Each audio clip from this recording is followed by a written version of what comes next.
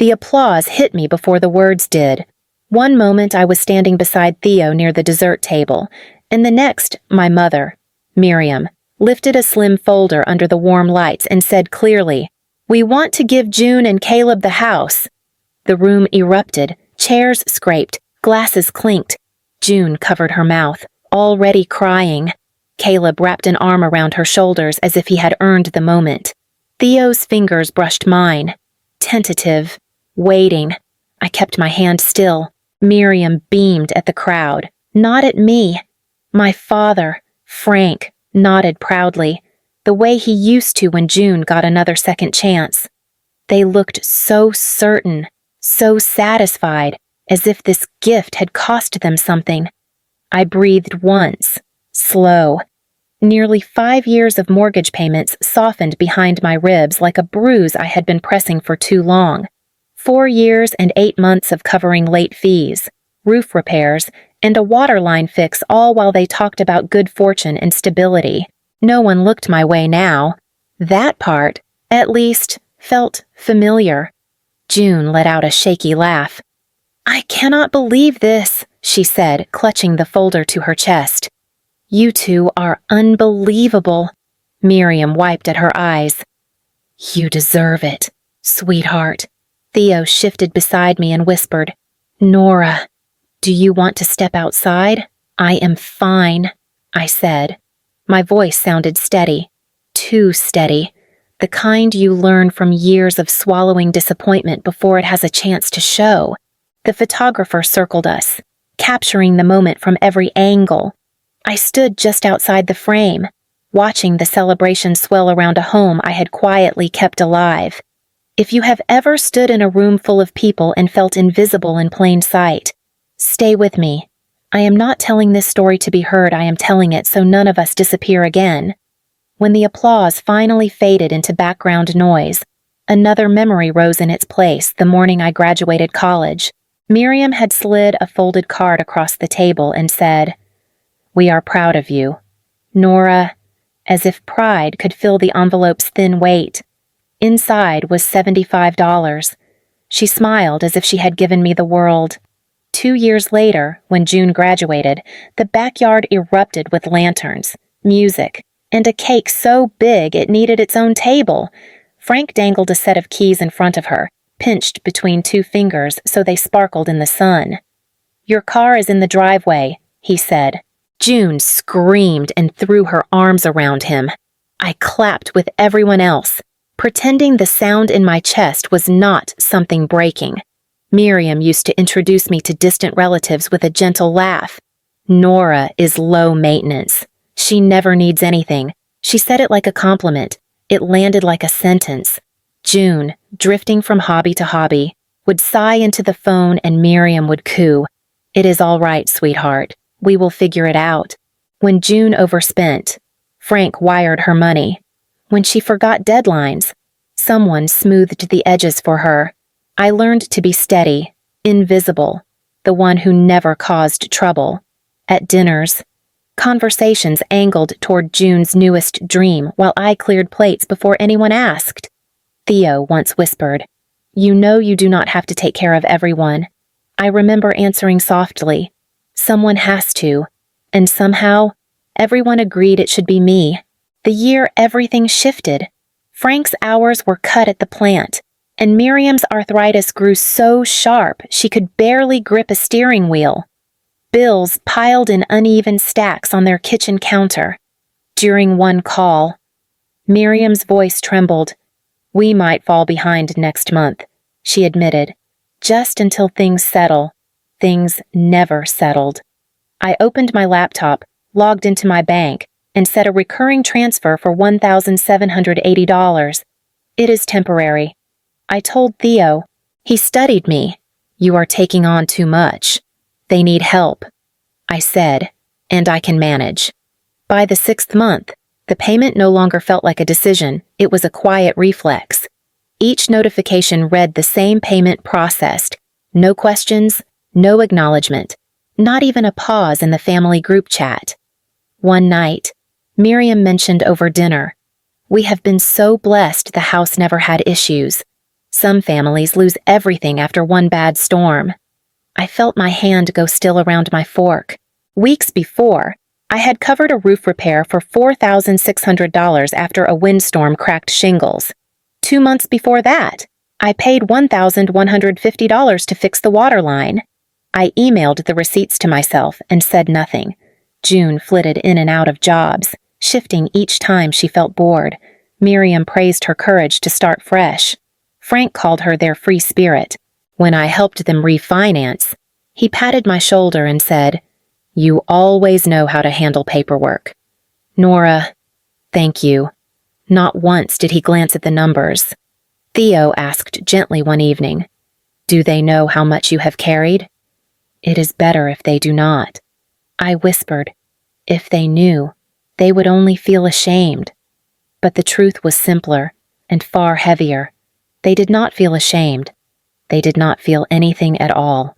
2 months after the wedding, June sent a message that buzzed against my palm like a small warning.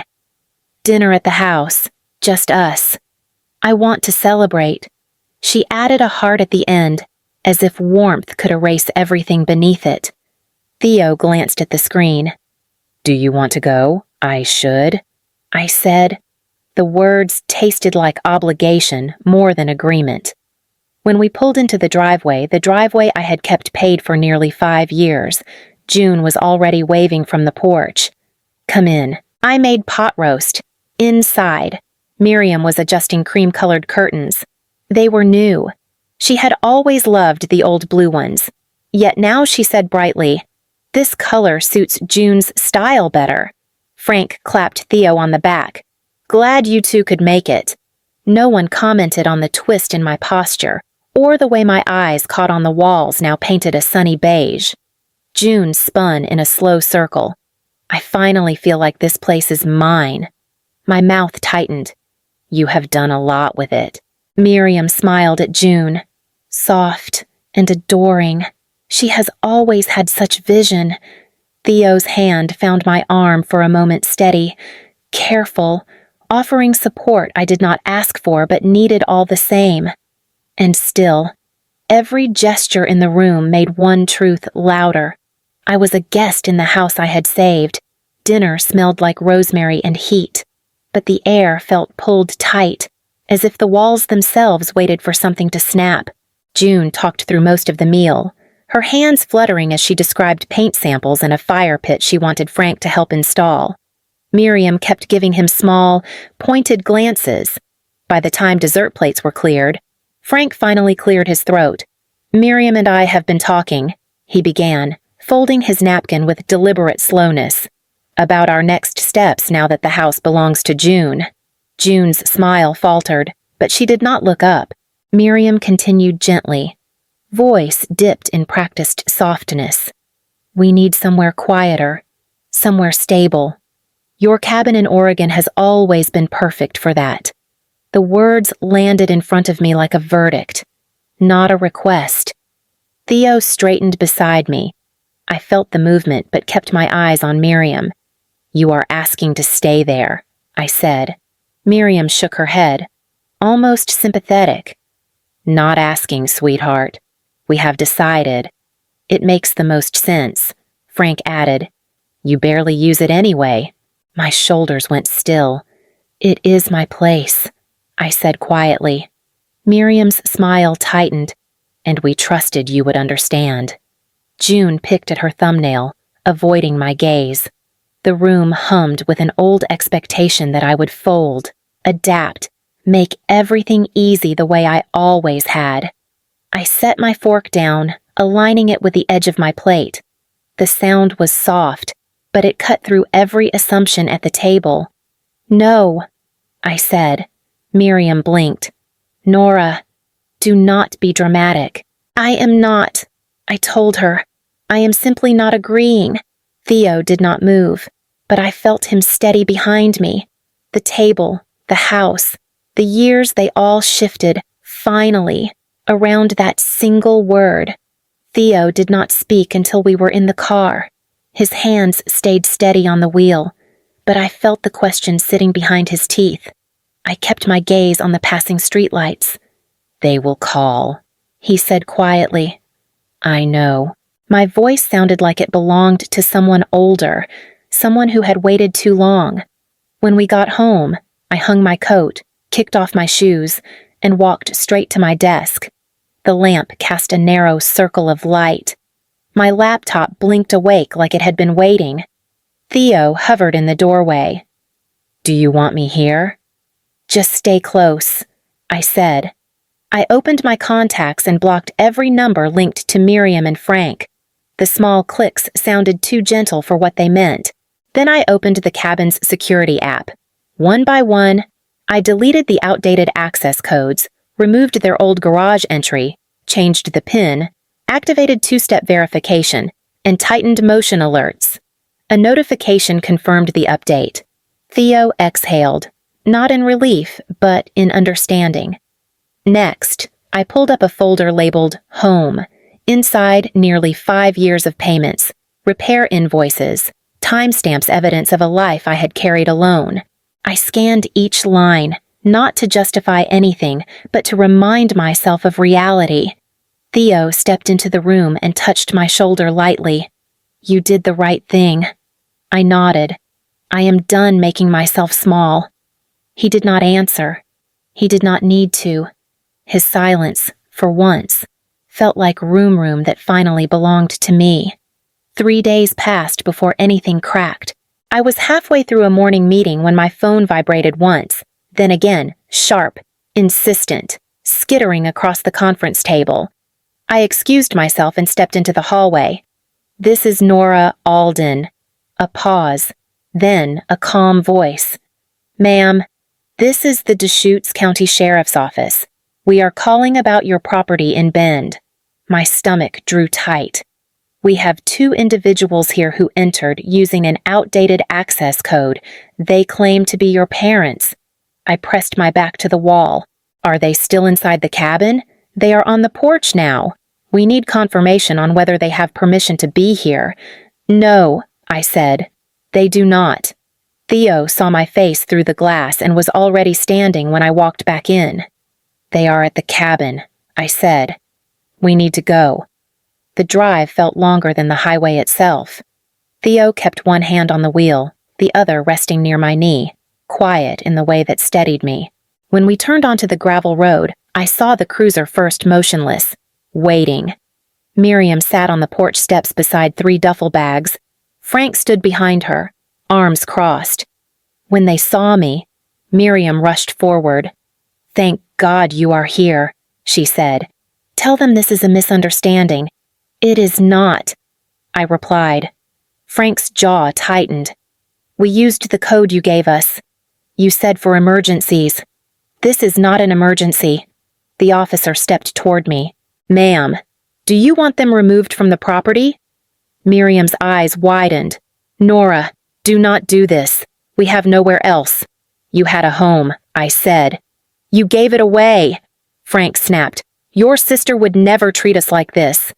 Exactly, I answered. The officer nodded and guided them toward the cruiser. Miriam's voice cracked into a whisper I did not follow.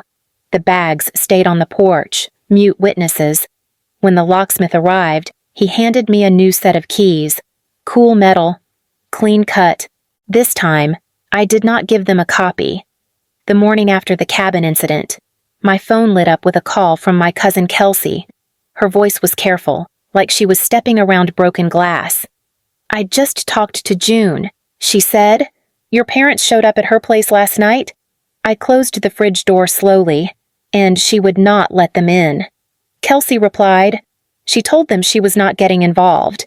They ended up taking a rideshare to a small apartment complex near the interstate. Month-to-month lease. Tiny place. Your mom picked up a part-time shift this morning. Theo looked over from the counter, searching my face for anything anger, relief, guilt. I felt only distance, steady and quiet.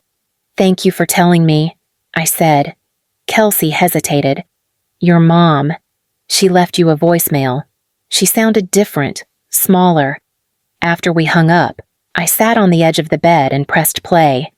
Miriam's voice came through, fragile as tissue. Nora, we made mistakes. I know that now. I hope you can, someday, talk to us. I let the voicemail end.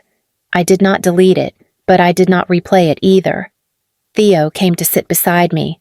His shoulder brushed mine, warm and patient. You do not owe anyone more than you can give, he murmured. I nodded once, feeling the truth settle without pain. That evening, after the dishes were washed and the apartment settled into its soft hum, I opened my laptop and pulled up the listing page for the cabin. The photos appeared one by one, sunlit windows, quiet rooms, the porch where everything had finally turned. Theo leaned against the doorway. You are ready to rent it out. I am ready to choose what it becomes, I said. My voice held no tremor. I adjusted a few details, clicked publish, and closed the laptop. A new notification chimed almost immediately. The first guest inquiry. The message read, Your cabin feels like it was built by someone who knows how to take care of people. Theo let out a small breath. That sounds like you. Maybe, I answered. But now I get to take care of myself. Too. Later. We stood on the balcony overlooking the city. Lights shimmered across the buildings like scattered gold. Theo handed me a mug of tea, his fingers brushing mine. You seem lighter, he said. I finally stopped giving my life away. I replied. He nodded. Not as approval, but as recognition. If you have ever rebuilt yourself from the ground up, stay close. These stories matter because people like us deserve to be seen clearly, fully, without apology.